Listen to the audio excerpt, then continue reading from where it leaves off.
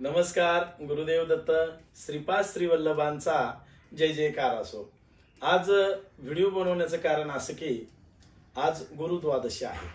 गुरुद्वादशी म्हणजे काय तर श्रीपाद श्रीवल्लभ हे कुरोमपूर या ठिकाणी कृष्णा नदीत लुप्त झाले. 1320 ला श्रीपाद श्रीवल्लभांनी पिठापूर या तीर्थस्थानी जन्म घेतला आणि जवळजवळ 16 वर्ष ते पिठापूरमध्ये होते आणि आपल्या आई वडिलांनी त्यांच्या लग्नाचा विषय काढल्यानंतर त्यांनी पिठापूर सोडलं आणि ते कुरोमपूर या तीर्थस्थानी आले.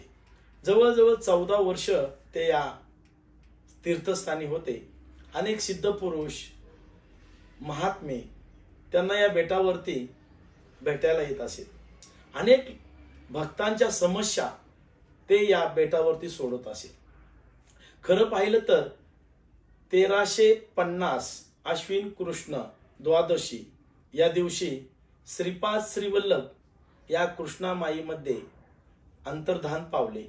अंतर्धान पावण्याच्या आधी जो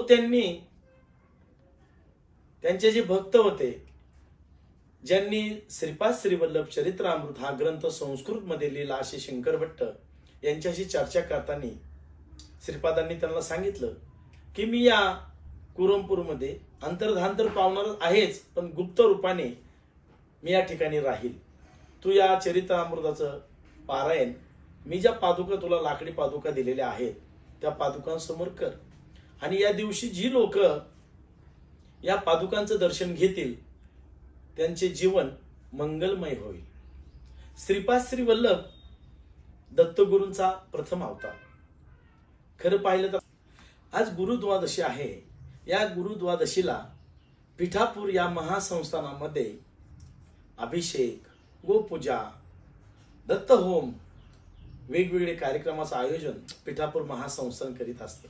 त्याचबरोबर कुरोमपूर या ठिकाणी सुद्धा अभिषेक, पालखी सेवा, कीर्तन सेवा आपल्या पुणे जिल्ह्यातील मोशी या ठिकाणामध्ये आपल्या सुवर्णताई कुलकर्णी यांचं कीर्तन देखील काल संध्याकाळी 4 वाजता दरवर्षी आयोजित केलेला असतं.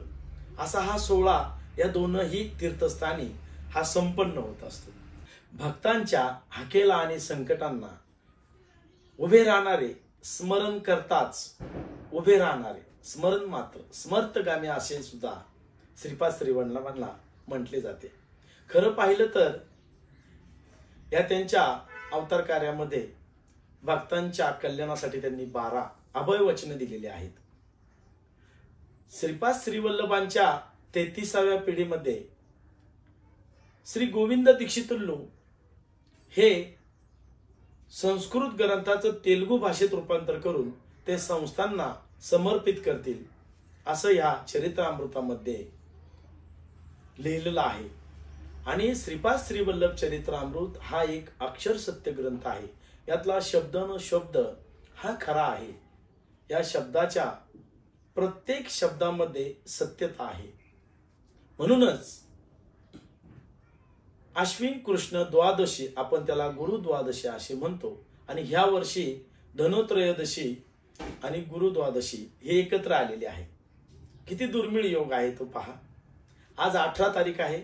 18 तारीख म्हणजे 1 + 8 = 9. 9 या अंकाचं महत्व श्रीपाद श्रीवल्लभांच्या चरित्रामृतामध्ये देखील सांगितलेलं आहे. आपण जर चरित्रामृत जर वाचले असेल तर त्याच्यामध्ये आपल्याला 9 या शब्दाचं, या अंकाचं महत्व आपल्याला समजेल. मग आज गुरुद्वादशी आपण काय केलं पाहिजे? श्रीपाद श्रीवल्लभांचं नामस्मरण करा. दिगंबरा दिगंबरा श्रीपाद वल्लभ दिगंबरा हा मंत्र जप करा. सिद्धमंगल स्तोत्र आपण 11 वेळा म्हटलं पाहिजे. सिद्धमंगल स्तोत्र म्हटल्यानंतर आपण अनुभव घ्या. आपल्या घरामध्ये एक स्फूर्तीदायक वातावरण तयार होते. एक वेगळ्या प्रकारचा सुवास, एक सुगंध निर्माण होतो. आपण हा अनुभव घ्या. 11 वेळा सिद्धमंगल स्तोत्र म्हणा. श्रीपादांना स्मरण करा.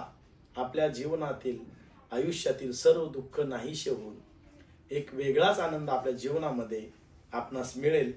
त्यामुळे श्रीपादांचं स्मरण करा, नामस्मरण करा, सिद्धमंगल स्तोत्र म्हणा. गुरुदेव दत्त.